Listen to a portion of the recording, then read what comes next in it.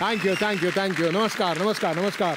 पार्ले बेक्समिथ मारी सह प्रस्तुत कानाला खडा को powered by Vaseline special partners clinic plus shampoo या आजच्या भागात मी संजय मोने तुमच्या सगळ्यांचं थोडं घाबरत घाबरत स्वागत करतो.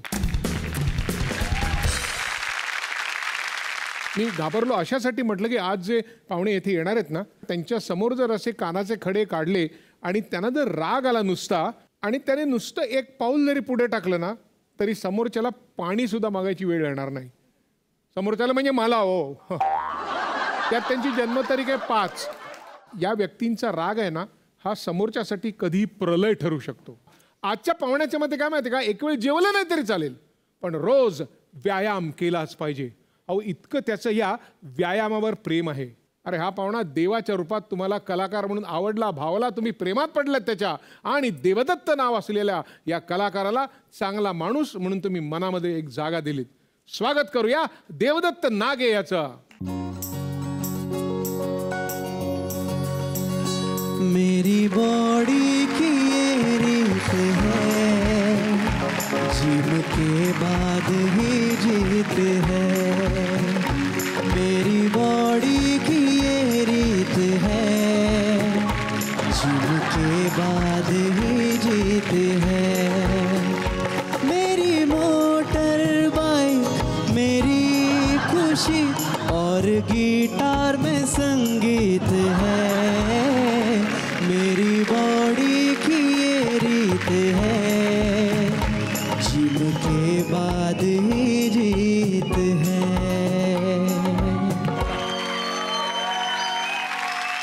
अच्छा या गाण्याचं काय आहे, काय काय म्हणजे शब्द मला कळले एकदम इतक्या सगळ्या गोष्टी काय काय काय आहे गाण्याची गंमत काय आहे? सर असं आहे ना की एक वेळ जेवण नाही झालं तरी पण चालू शकेल पण व्यायाम हा हवाच. दुसरी गोष्ट अशी की सायकल म्हणतात ना की पहिलं प्रेम जे असतं ते आपण कधीच विसरू शकत नाही. विसरलो नाही. त्यावेळी पहिलं प्रपोज मला जे काही होतं ते मी माझ्या सायकलला केलं होतं. बर. सायकल अशी ती गोष्ट होती ना की माझ्यासाठी माझं विश्व होतं आणि त्या सायकलचं हळूहळू रूपांतर स्पोर्ट्स बाईकमध्ये कधी झालं ते कळलंच नाही. मी अगोदर पॅरामेडिकलला होतो, अगोदर MR होतो. MR नंतर मग मी एक्झिक्युटिव्ह मॅनेजर झालो, नंतर मग मी फील्ड मॅनेजर झालो, प्रमोशन घेतलं. पण ते करताना जो महाडपासून म्हणजे रायगडपासून मुंबईपर्यंत जो प्रवास तो बाईकवर केला जायचा. बर. आणि पाऊस असो, ऊन असो, थंडी असो, काही असो त्या बाईकनी जबरदस्त साथ दिली.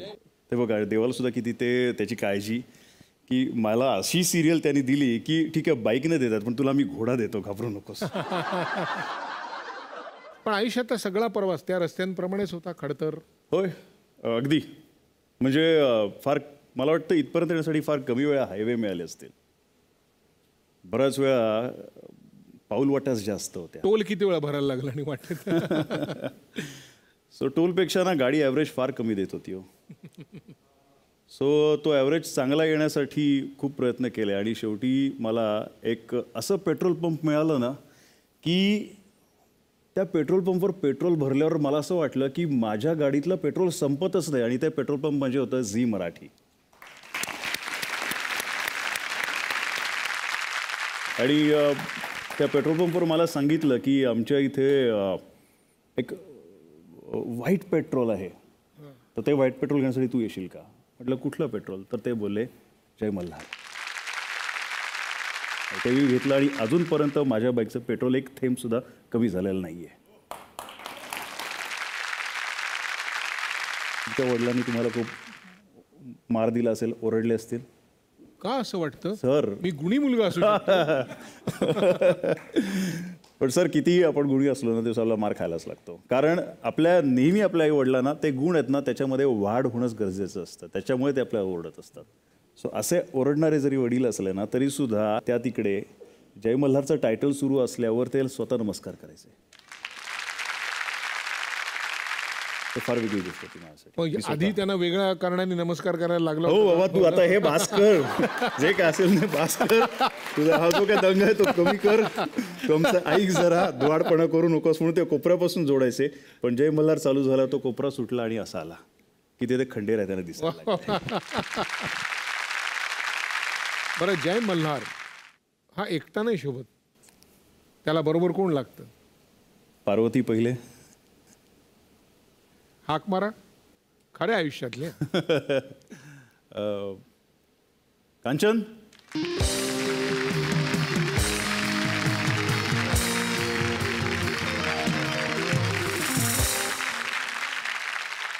तुमचा प्रेमविवाह की कसं? Lovely arrange Arrange. मॅरेज. ओ मग कसं वाटलं सुरुवातीला की आपलं महाराष्ट्रातल्या अत्यंत एका लोकप्रिय लाडक्या व्यक्तिमत्वाबरोबर लग्न होणार आणि झाल्यानंतरचे काही अनुभव, हे सगळं लोक, त्याची गर्दी, ती लोक, कसं काय तुम्ही ते जमवून आणलं सगळं?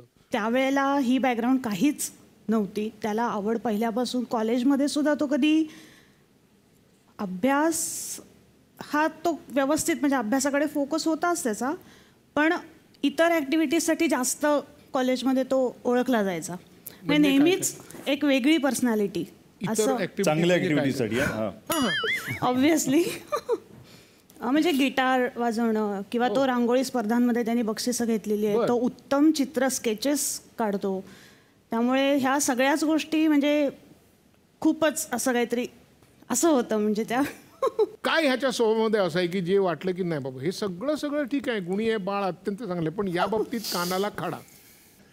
आता म्हणजे जय मल्हार झाल्यानंतर किंवा ते चालू असताना तेव्हा म्हणजे त्याच्या आधी तसं म्हटलं तर फारसं त्याला शॉपिंग हा त्याचा भागच नाही आहे, त्याचा प्रांतच नाही आहे. म्हणजे माझ्यासाठी तो त्याचं काहीही चालू असतं. तो काही ऑनलाईन शॉपिंग कर, कुठे गेला की त्याचं ॲक्सेसरीज ज्या, मोबाईल असेल, गिटार असेल, बाईक्स असतील, हे तो खूप शॉपिंग करतो. म्हणजे त्याला शॉपिंग आवडत नाही असं नाही आहे, पण त्याला माझ्यासोबत शॉपिंगमध्ये फारसा हो हे पण छान आहे, ते पण छान आहे, ते पण छान आहे, घे तुला काय हवं आहे ते, तुला काय सगळंच चांगलं दिसतं, विषय संपला. माझे 10 टी-शर्ट घ्यायला मला 2 मिनिटं लागतात. बरोबर. आणि मिनूला 2 तिचे ड्रेसेस घ्यायला तिला 10 तास लागतात. मी ऐकलंच नाहीये हे, मला ऐकू देत नाही काय काय गोष्टी. मी पण बोललो नाहीये सर. ऐकू देत नाही. मी पण बोललो नाहीये. मला ऐकू देत मी पण बोललो नाही. त्यामुळे कानाला खडा. ह्याच्याबरोबर शॉपिंगला कधीही जायचं नाही. आणि त्याचं अजून एक असं कारण आहे की आम्ही म्हणजे आता गेल्या काही वर्षांमध्ये जेव्हा जेव्हा शॉपिंगला गेलो आहे तेव्हा कुठेही मॉलमध्ये गेलो, कुठेही, की त्याचे जे चाहते त्याच्या भोवती गोळा होतात. तो छान त्यांच्यात रमतो, कारण तो कुणाला नाराज करत नाही. म्हणजे खरंच तो कुणाला नाराज करत नाही. तो सगळ्यांशी प्रेमाने बोलतो, फोटो काढ, काही कोणी बोलत असेल तरी तो त्यांच्याशी बोलतो. मग असं वाटतं अरे तू कोणासाठी, माझ्यासाठी आलायस, मग त्यापेक्षा नको. हे बराच वेळ होतं. काय होतं की आम्ही कधी कॅफेमध्ये गेलो किंवा शॉपिंगला मॉलमध्ये कुठे कुठे गेलो ना, तरी सुद्धा लोक बिचारे प्रेम करतात, येतच असतात. सो त्यांना मला अवॉइड करता येत नाही. जो काही मी आहे तो माझ्या या प्रेक्षकांमुळे आहे. त्यामुळे ते माझं जे कुटुंब आहे ते एकाला जरी दुखवलं गेलं मन तरी माझं मन दुखावलं जाणार आहे. म्हणून लहान मुलं असतात, ती अंगा खांद्यावर येतात, त्यांना उचलून घ्यायचं असतं. आजी आजोबा असतात, ते कधी कधी नमस्कार करतात, ते अवॉइड करायचं असतं, त्यांच्या डोळ्यात पाणी असतं, ते बघून माझ्या डोळ्यात पाणी असतं. तो ह्या सगळ्या गोष्टींना अवॉइड करता येत नाही सर. त्यामुळे त्यांना शॉपिंग ह्यांचं त्यांना म्हणतो की हे कार्ड घ्या, तू तुझं कार्ड वापर, माझं कार्ड वापर, जा शॉपिंग करून तो म्हणतो मी माझ्या फॅन्समध्ये. हा, म्हणजे त्यांनी जो खडा लावला आहे तो अर्धा तोडून तुम्ही पण लावलाय कानाला. हो, की नाही जायचं कारण वेळ लागतो ॲब्सोल्युटली. आणि येत नाही, मी आता त्यामुळे घेऊनच नेणारच जायचं नाही. नाही. हा, चांगलं आहे, पण ह्यालाच प्रेम म्हणतात की तो खडा सुद्धा अर्धा फोडून लावलाय तुम्ही कानाला. जसे आपण मोठे होत जातो, वयाने वाढत जातो, आपला व्यवसाय बदलतात, त्याप्रमाणे आपले मित्र बदलतात. काही कारणाने आपल्या व्यवसायामुळे आपले मित्र बदलतात. काही कारणाने आपल्याला जुन्या मित्रांबरोबर आता कुठे आहे त्यांच्याबरोबर राहायचं, आपण जरा 4 लोक ओळखतात वगैरे, तर तसं मित्रमंडळ बदललं? नाही, माझे मित्र वाढत गेले, पण माझे जुने मित्र अजून सुद्धा एकत्र होता. मी कोण आहेत ते? तसं म्हटलं तर आम्हाला पांडव असं जो ओळखलं जातं. का 5 जण आहेत? 5 जण आणि त्याच्यामधला एक कर्ण सुद्धा आहे. अजून काही कानाला खडे? स्पेशली मित्रांच्या बाबतीत हां. 5 जणांपैकी त्याला एखादा कोणीतरी कोइन्सिडेंटली भेटतोच. म्हणजे तो पण ऑन द वे होता, मी जस्ट कॉल केला तर तो म्हणाला अरे 5 मिनिटात भेटू शकतो आपण. मग ते असं खूप कोइन्सिडन्सेस होत राहतात. त्यामुळे आता कानाला खडा लावलाय. तो घरी येईपर्यंत त्याला निघाल्यावर त्याचा फोन येतो, मी मुंबईतून निघालोय, की तो घरी येईपर्यंत फोन काही करायचा नाही, कानाला खडा, कारण ह्याला कोणीतरी नक्की भेटलेलं असतं. म्हणजे तो घरी येण्याचा जो अर्धा तास आहे तो आधी त्यांना देतो आणि मग तो घरी येतो. कसं असतं शेवटी मी मग तिकडनं एक अर्धा तास अगोदर निघतो. हा तो छान मॅनेज करतोय सगळं. नाही असं काही परफेक्ट. नाही. अरे यार प्लीज तुला कुठले खडे हवेत सांग. घेतो का? इथे आलात त्याबद्दल अतिशय मनापासून आभार. पण जाऊ नका, समोर स्थानापन्न व्हा, कारण अजून Thank you. पुढचे खडे बरेच बाकी आहेत.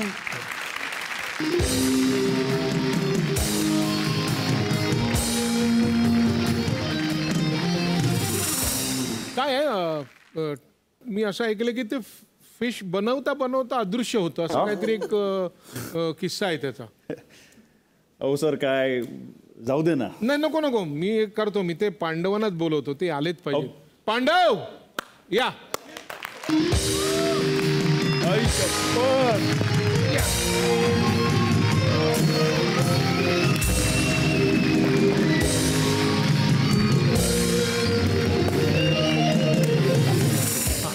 तर हे पांडव प्लस कर्ण.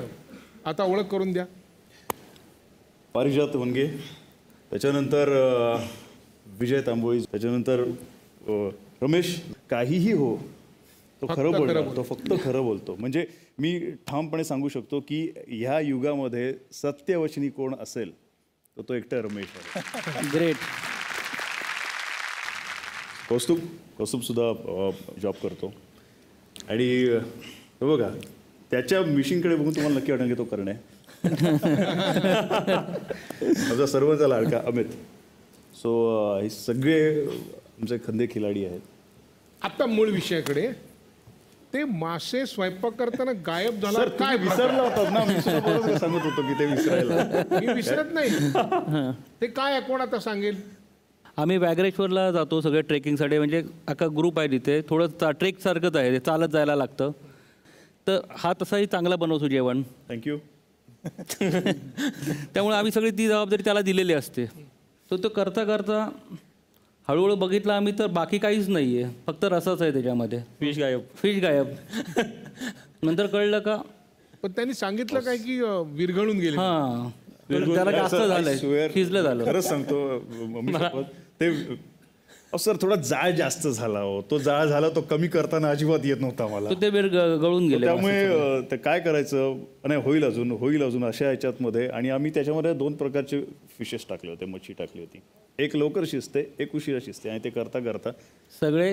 पण तुम्हाला सूप आवडलं ना.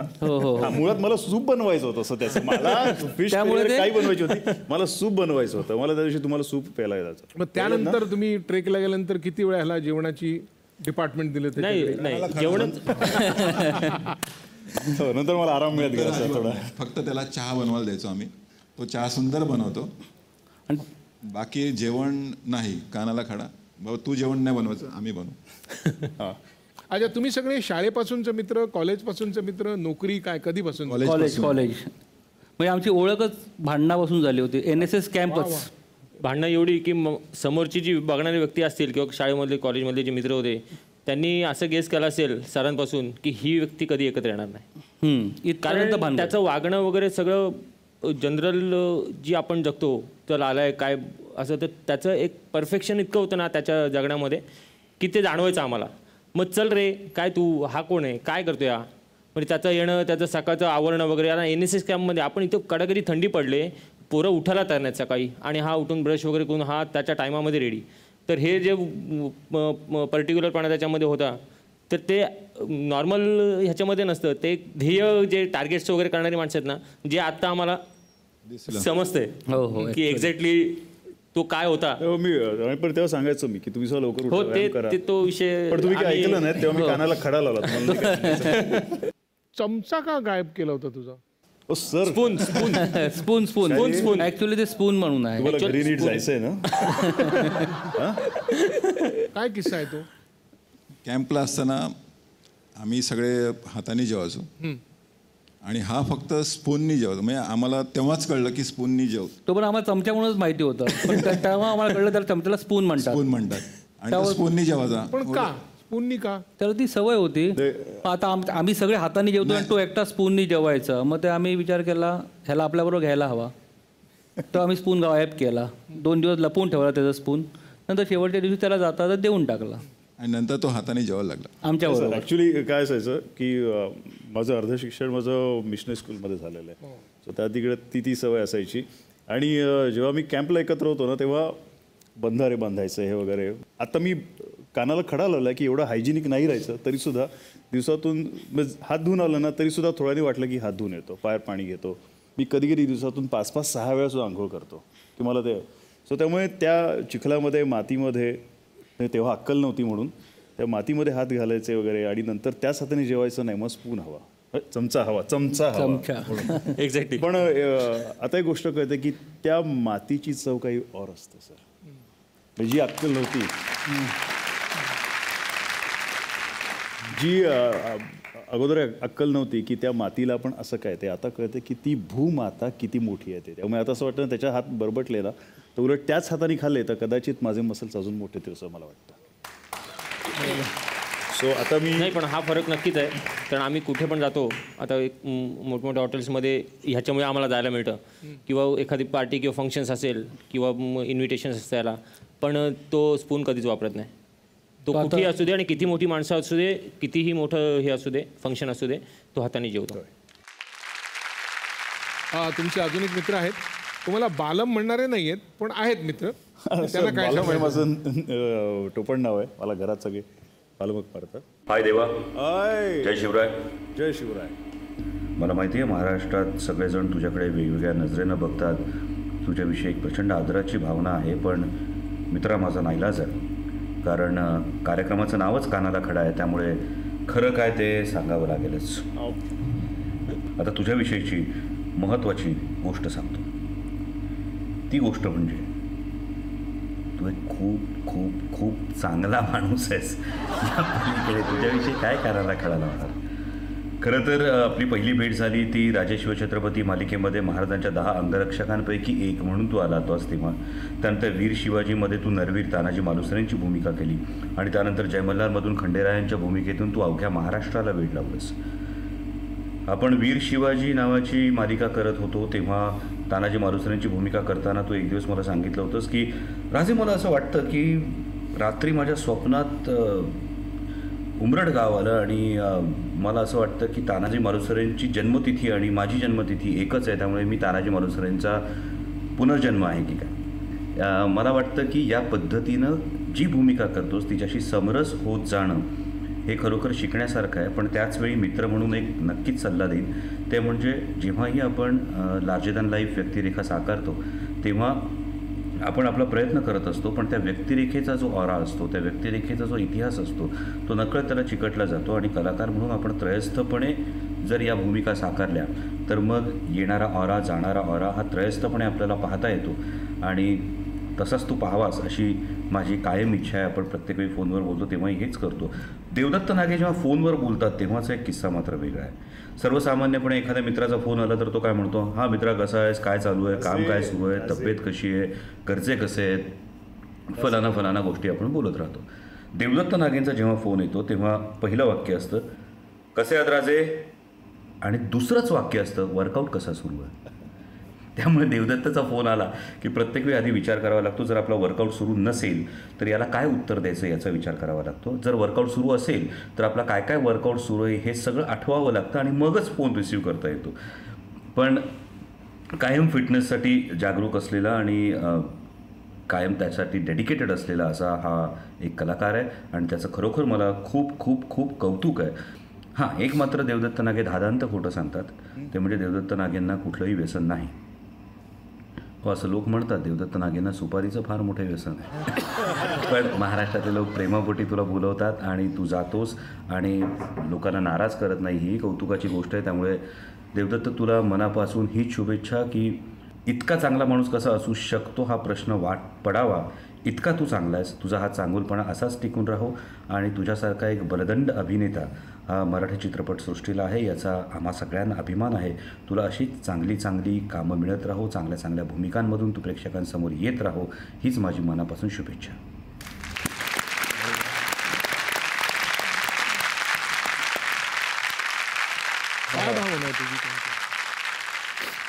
डॉक्टर अमोल कोल्हे यांना मी फार रेअरली अमोल असं हाक मारत असतो. मी त्यांना राजेच हे येतं, राजेच. कारण शेवटी त्या माणसाने शिवाजी साकारला आहे, तो माणूस आता संभाजीराजे साकारतोय आणि आम्ही सर्वजण रायगडचे आहोत, रायगड जिल्ह्यातले आहोत. आम्हाला प्रत्येकाला सार्थ अभिमान आहे की आम्ही रायगड जिल्हा जे शिवाजीराजांची राजधानी होती तिथले आम्ही आहोत. त्यामुळे आमच्यासाठी दैवत आहे होते. आणि जसं राजांनी सांगितलं की आम्ही एक मालिका वीर शिवाजी त्याच्यामध्ये राजे होते आणि मी तानाजी मालुसरे होतो. काहीतरी गोष्टी घडल्या, मी अभ्यास करायला सुरुवात केली आणि मला कळलं की तानाजी मालुसरेंनी जो देह ठेवला त्यांचा साधारण 4 फेब्रुवारीला रात्री ते गड चढायला त्यांनी सुरुवात केली, सिंहगड चढायला. 5 फेब्रुवारीला पहाटे साधारण 3 ते 5 ह्या वेळेमध्ये त्यांनी देह ठेवला. नवमी होती, म्हणजे अष्टमी आणि नवमी असं ते होतं, शनिवार होता. 5 फेब्रुवारी साधारण 3 ते 5 पहाटेची वेळ, शनिवार, नवमी आणि एक्झॅक्ट माझी बर्थ डेट आहे. हा फार मोठा कोइन्सिडन्स आहे. सो तो पहिले मला शेअर करायचा वाटला, मी राजेंना शेअर केला. आणि आता पाठीमागे बघितली जिम आहे, त्यांनी मला पहिले सेटवर नेलं की देवा मला तुला काहीतरी दाखवायचं आहे. तर त्यांनी ती जिम ती फॉर्म केलेली आहे त्या तिकडे. जेव्हा जय मल्हार मालिकेचं पहिलं पोस्टर जे पेपरमध्ये आलं होतं फुल पेज म्हणून, तर मी शूटला निघतो, शूट अगोदरच स्टार्ट झाली होती आणि शूटला मी निघालो होतो. मला अजूनसुद्धा वाटतं की पाम बीचला मी टच होत होतो आणि तेवढ्यात मला राजेंचा फोन आला, डॉक्टर अमोल कोल्हेंचा मला फोन आला. म्हटलं हा राजे, देवा तू आहेस. म्हटलं होय राजे. म्हणजे अख्ख्या ह्याच्यामधनं मला पहिला फोन राजेंचा होता. दुसऱ्याबद्दल कोणीही एवढं चांगलं सांगू शकत नाहीत, हे केवळ आणि केवळ डॉक्टर अमोल कोल्हे सांगू शकतात. कारण तो माणूस एवढा निस्वार्थी आहे, जे आपण बघतोय आज त्यांनी आपलं घरदार बाजूला ठेवलेलं आहे आणि त्यांनी आपल्या लाडक्या झी मराठीवर शंभूराजांची मालिका एवढी कणखरपणे त्यांनी पुढे घातलेली आहे. खरंच मग त्यांना एकदा काय, त्यांना 100 वेळा मी जरी त्यांना मुजरा केला ना तरी तो कमीच असणार आहे.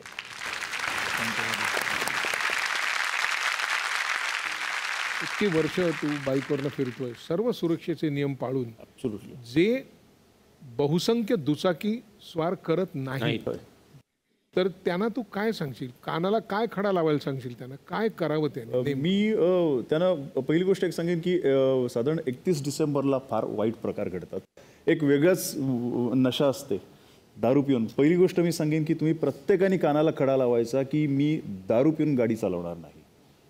कारण तुम्ही तिकडे धडपडता, तुम्हाला तिथे काही होतं, पण त्याचे परिणाम माझ्या पोलीस फोर्स असं भोगायला लागतं आणि त्यांच्या कुटुंबाला सुद्धा भोगायला लागतं. कारण आपण जेव्हा एन्जॉय करत असतो तेव्हा माझे पोलीस फोर्स सतत त्या तिकडे त्यांच्या देखरेखीसाठी असतात. कुठे ॲक्सिडेंट झालं, काय झालं तर ते त्यांना तिकडे करावं लागतं. अच्छा, ॲक्सिडेंट झाला तर ती व्यक्ती त्याला दुखापत होते वगैरे सगळं काय, पण ते भोगायला लागतं त्या कुटुंबाला सर. सो जेव्हा आपण हेल्मेट घालतो तेव्हा आपण विचार करायचा की मी हेल्मेट माझ्या डोक्यात न घालता माझ्या अख्ख्या कुटुंबाच्या अंगावर मी हेल्मेट घालतोय असं.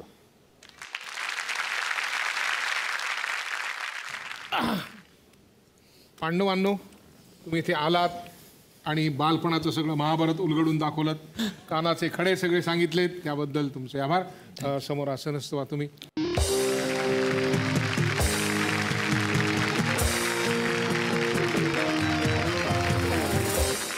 जय मल्हारचं यश सगळ्यांचंच आहे, होय, परंतु प्रत्यक्ष परमेश्वराचं, ईश्वराचं काम करताना अख्ख्या जगावर प्रेम करणारा, अख्ख्या जगाची काळजी घेणारा माणूस स्टेजवरती फार घाबरवून टाकायचा लोकांना सेटवरती, असं छायाचित्रकाराचं म्हणणं आहे की आम्हाला म्हणजे परमेश्वराच्या बद्दल प्रेम वाटलं पाहिजे, आम्हाला त्या परमेश्वराची दहशतच वाटायची. तुम्ही कोणाबद्दल म्हणताय? रुपेशदा का बोलूया आपण वेदबद्दल? या वेद Lahiri.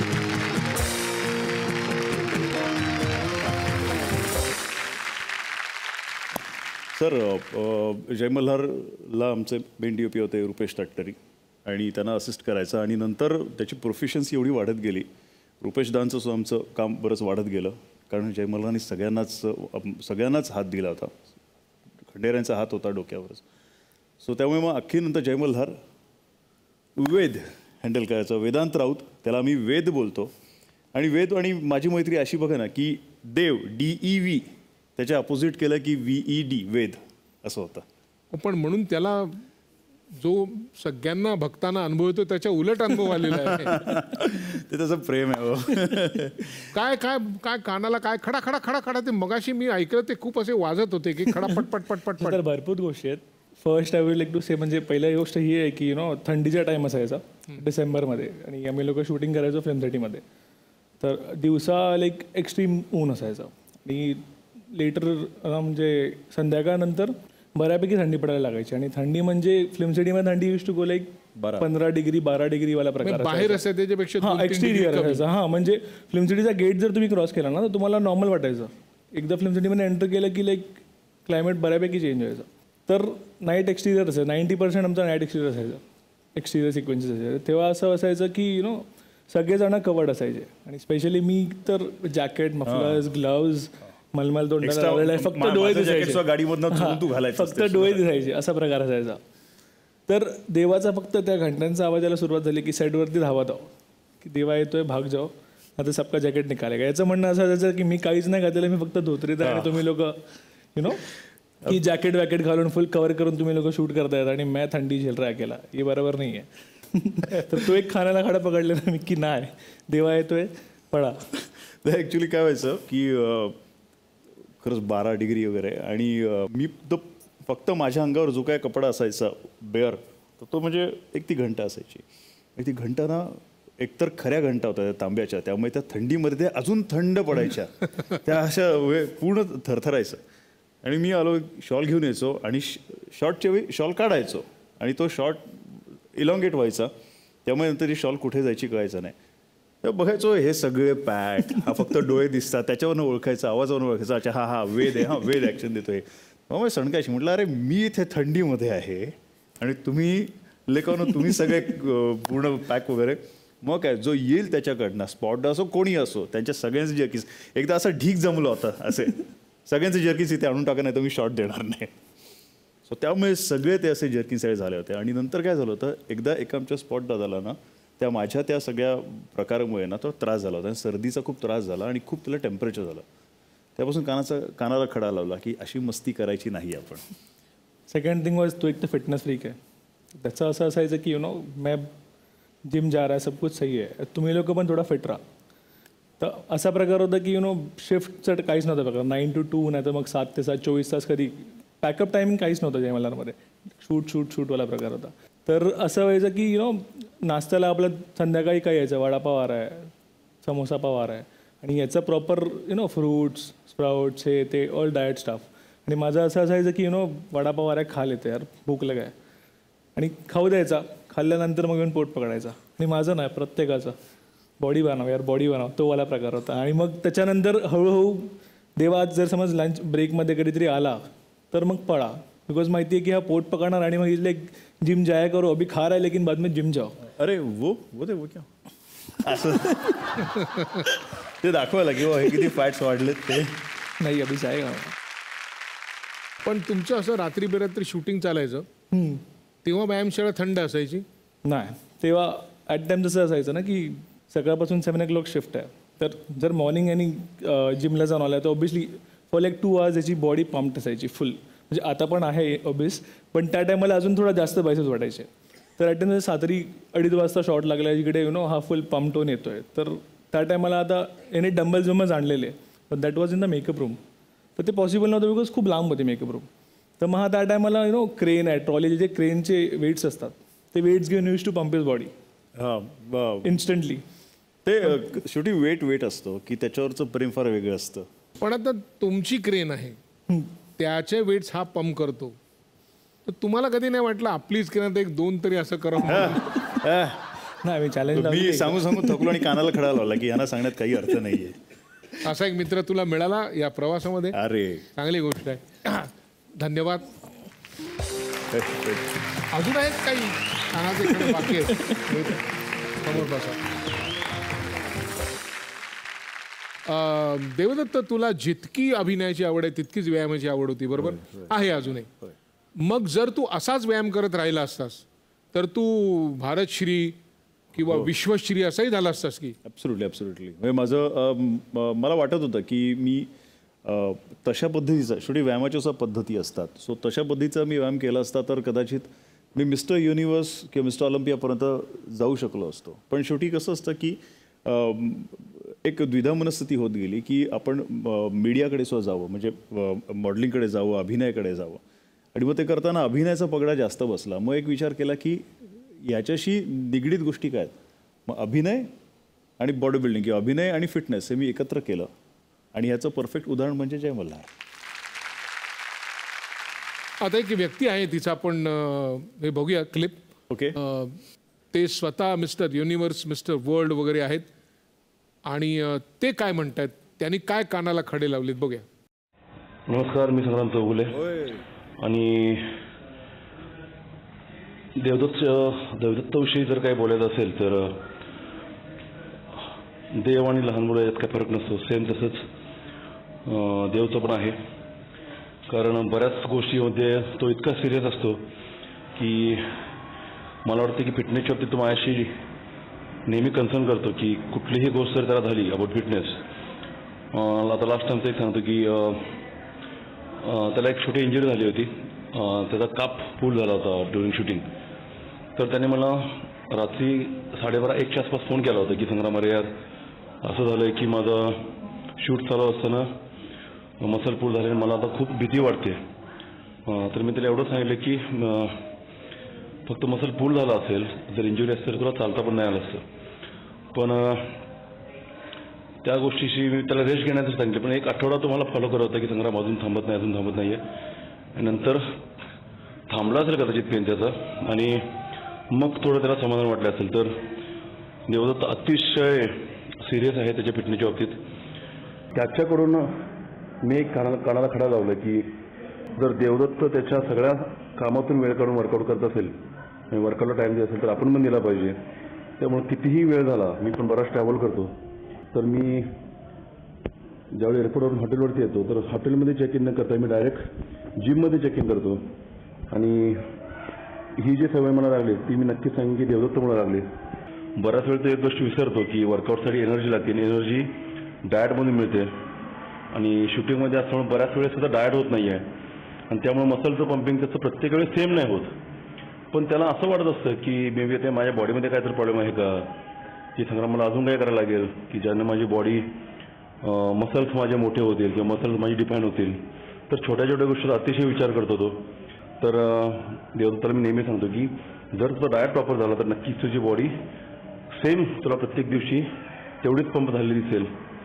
So keep on diet चांगला ठेवून नक्कीच तुझ्या बॉडीमध्ये डेव्हलपमेंट चांगली होईल. I am very proud to be friend of Dev आणि देवदत्तसारखे मित्र माझ्या लाईफमध्ये आहेत. अरे thanks a lot Sangram, love you. Sangram Chougule आज मिस्टर वर्ल्ड आहे, मिस्टर युनिवर्स झालेला आहे. खूप जुना मित्र, खूप चांगला मित्र. आणि आम्ही अक्षरशः कुठे असलो तरी इच्छा झाली की लगेच फोन करतो वगैरे. आणि मी कधी कधी कुठे असलो, सेटवर आहे, काही आहे, कुठे बाहेर एखाद्या फंक्शनमध्ये आणि संगमच्या आठवणाऱ्याने फोन केला ना की तो कधीही हे करत नाही. तो सुद्धा तेवढंच. आम्ही कधी कधी 3-3 तास सुद्धा सर बोललेलो आहे फोनवर. बॅटरी डाऊन होते, मग त्याला चार्जर लावा, दुसरा मोबाईलवर, दुसरा फोन. 3 तास वगैरे आम्ही बोललो. व्यायाम करते ना तेवढ्या वेळात. सर असं तुमच्याकडनं शिकायला पाहिजे. चहाच्या बाबतीत एक आहे की त्याला म्हटलं अरे मला अजून कट डाऊन करायचं आहे. तर बोलतो एकच गोष्ट, तुझा तो चहा बंद कर. कारण तुम्हाला ॲडिक्शन चहाचं नसतं, तुम्हाला ॲडिक्शन त्या साखरेचं असतं. तुम्ही त्या चहामध्ये साखर टाकू नका, तुम्ही किती चहा प्याल, नाही पितायत सर. मग त्यामुळे मी तो कानाला खडा खूप लावायचा प्रयत्न करतो, पण सर असं तो हात असा जवळ जातच नाही कानाला खडा लावायचा. असं इथे कुठे ते खेचतंय असं की अरे चहा प्यायचा नाही. मग शेवटी मी पटकन कानाला खडा लावला की आपण हा खडा कधीच कानाला लावायचा. बिनसाखरेचा चहा पिणं म्हणजे काय माहिती आहे ना, की शाळा फोडायचं, त्यातलं पाणी दुसऱ्याला कोणाला तरी प्याय द्यायचं, त्यात नळाचं पाणी घालून आपण स्ट्रॉनी प्यायचं, म्हणजे तो बिनसाखरेचा चहा. क्या बात आहे, परफेक्ट. अख्ख्या महाराष्ट्रभर, भारतभर, आता जी मराठी तर जगभरही दिसतं, अख्ख्या जगभर तू पोचलास जय मल्हारच्या रूपाने. पण एक ग्रहस्थ असे आहेत की जे हा जय मल्हार जेव्हा छोटा होता तेव्हापासून तुला ओळखत आहेत. तर त्यांच्याकडे आपण जाणून घेऊ त्या काळामध्ये तू काही लपवलं असशील तर. अरे बा, हा हा, तुझे काका.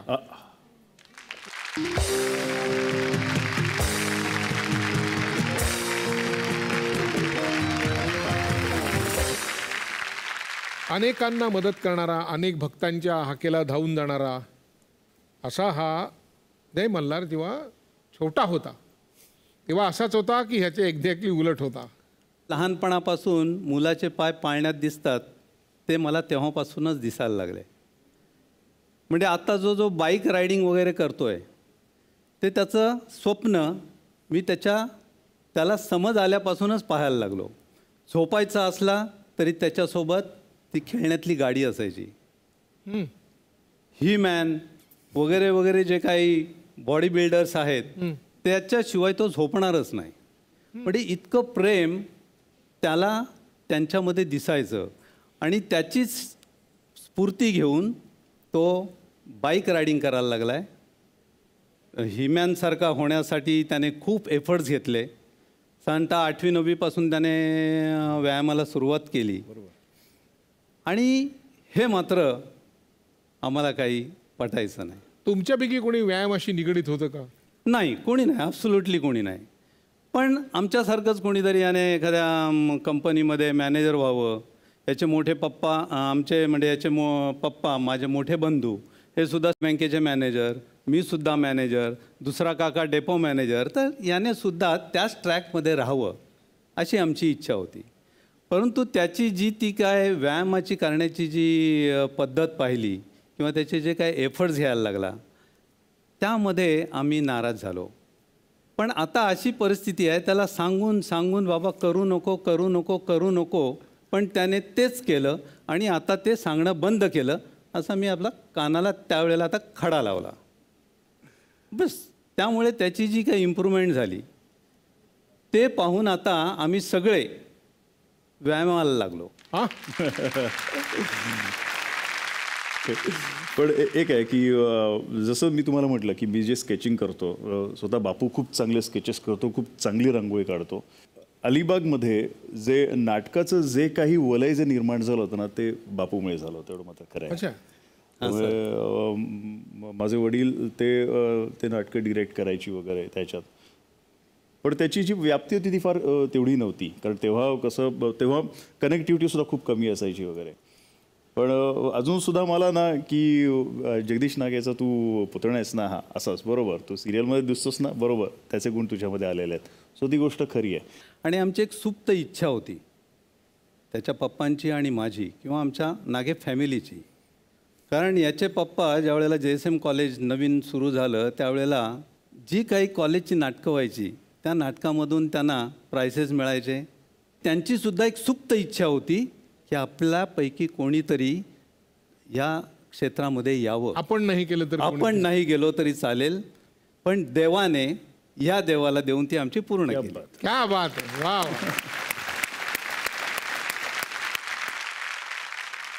तुम्ही इथे आलात त्याबद्दल मनापासून आभार तुमचे.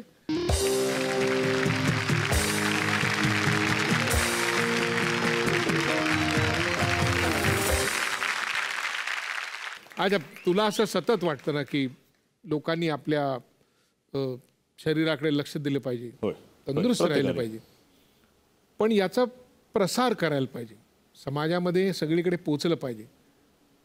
प्रत्येक माणसाकडे ते पोचवण्यासाठी माध्यम असतंच असं नाही. पण आज तुझ्याकडे आज तुझे 5 मित्र हे माध्यम आहे. तर आज आपण संपूर्ण जगाला दाखवून देऊया की तू त्यांच्याकडनं कसा व्यायाम करून घेणार आहेस आणि पुढे ते अख्ख्या जगभर त्याचा कसा प्रसार होणार आहे.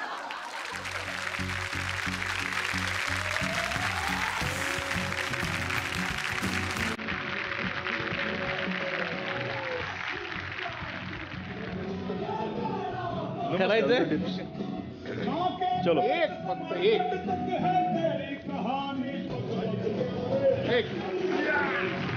दोन तीन.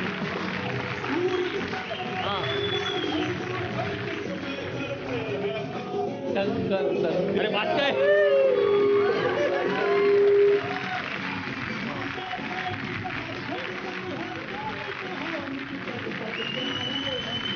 वा वा वा वा वा.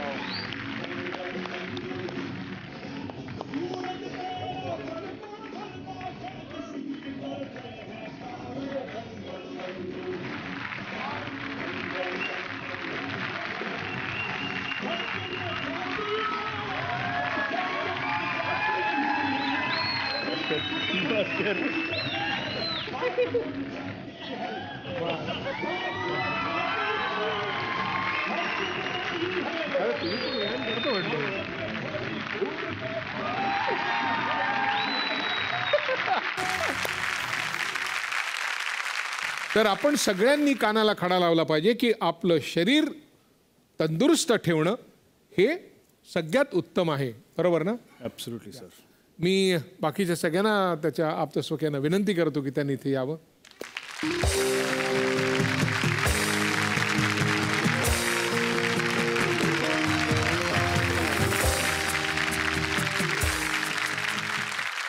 देवदत्त, तू इथे आलास आणि आपला अमूल्य असा वेळ दिलास. आपणही सगळे इथे आलात त्याबद्दल आपले सगळ्यांचे आभार. आणि झी मराठीतर्फे तुला एक छोटीशी प्रेमाची आठवण.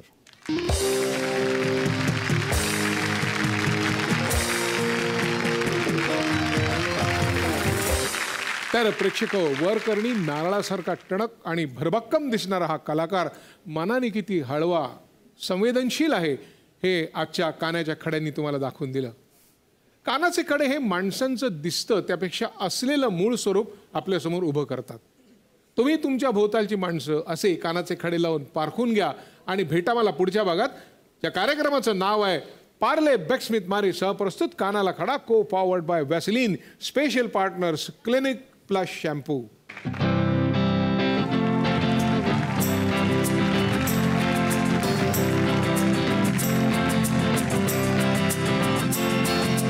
सारी उम्र हो मर मर के जी लिए, एक पल तो अब हमें जीने दो.